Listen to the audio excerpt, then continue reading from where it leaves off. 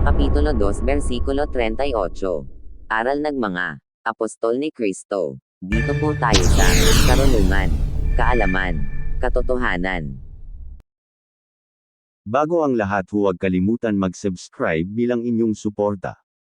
Si Jesus ang tagapagligtas. Ang mga salitang, si Jesus ang tagapagligtas, ay isang sikat na salita na isinusulat sa sticker ng kotse, sa mga bandera sa mga palaro at minsan ay ginagawa pang banderitas na hinihila sa langit ng maliit na eroplano. Ngunit nakalulungkot na kakaunti lamang ang tunay na nakakaunawa ng salitang ito na si Jesus ang tagapagligtas. Hindi alam ng marami napakalaking katotohanan at malakas na kapangyarihan sa likod ng mga salitang ito. Si Jesus ang tagapagligtas, ngunit sino ba talaga si Jesus? Maraming tao na ang pagkakilala kay Jesus ay isa lamang tao na nabuhay sa Israel may 2,000 taon na ang nakalilipas. Halos lahat ng relihiyon ay kumikilala kay Jesus bilang isang mahusay na guro o kaya na may isang propeta. Habang ang mga pagkakakilala na ito kay Jesus ay totoo rin naman, hindi pa rin nila ganap na nauunawaan kung sino ba talaga si Jesus o kaya naman ay maipaliwanag kung paano at bakit si Jesus ang tinatawag na tagapagligtas. Si Jesus ay Diyos na naging tao, Juan Kapitulo 1 Versikulo 1:14. Si Jesus ay tunay na Diyos na nanaog mula sa langit at naging tunay na tao, unang Juan Kapitulo 4 Versikulo 2. Ang Diyos ay naging tao sa pamamagitan ni Jesus upang iligtas tayo. Ang kasunod na tanong ay, bakit kailangan natin na maligtas? Si Jesus ang tagapagligtas, ngunit bakit kailangan nating maligtas? Sinasabi ng Biblia na ang lahat ng tao na nabuhay sa balat ng lupa ay pawang nagkasala, Mangangaral Kapitulo 7 Versikulo 20. Roma Kapitulo 3 Versikulo 23. Ang pagkakasala ay paggawa ng isang bagay, sa isip, salita o gawa na salungat sa kalikasan ng banal na Diyos. Dahil sa ating kasalanan, lahat tayo ay nararapat na tumanggap ng parusa ng Diyos, Juan Kapitulo 3 Versikulo 18:36. Ang Diyos ay makatarungan kaya hindi niya papayagan ang masama na hindi maparusahan.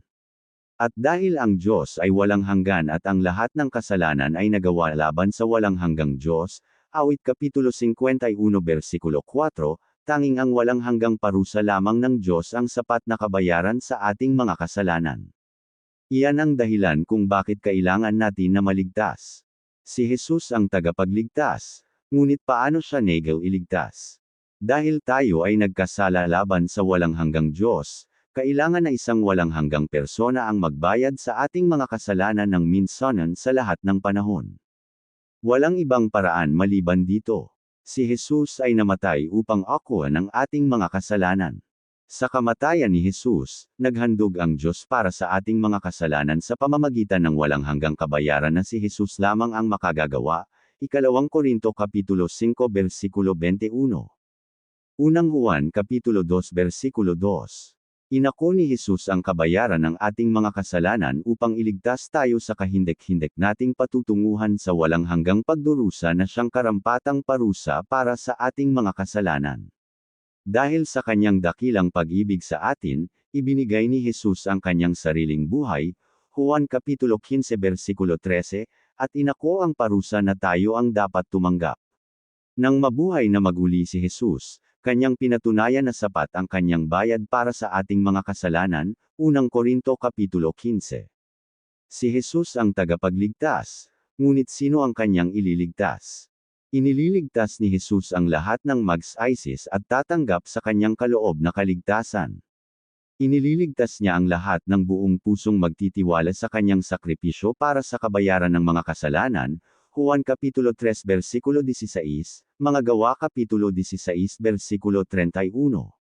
Habang ang kamatayan ni Jesus ay sapat upang bayaran ang lahat na kasalanan ng lahat ng tao, ang inililigtas lamang ni Jesus ay yaong mga magsisisi at mananampalataya sa Kanya, Juan Kapitulo 1 Versikulo 12.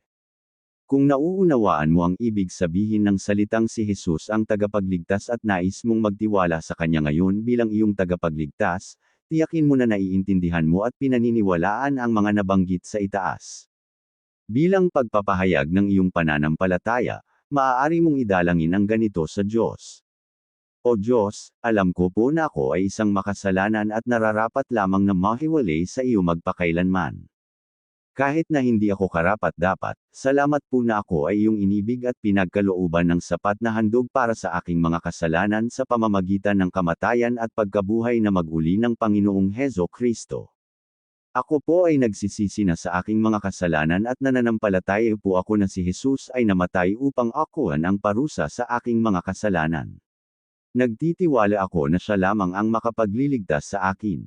Mula sa araw na ito, tulungan mo po ako na mamuhay ng ayon sa iyong kalooban sa halip na mamuhay sa pagkakasala. Tulungan mo po ako na gugulin ang aking nalalabing buhay sa pasasalamat sa iyong kahangahangang kaligtasan na ipinagkaloob sa akin. Salamat po Panginoong Hesus sa iyong pagliligtas.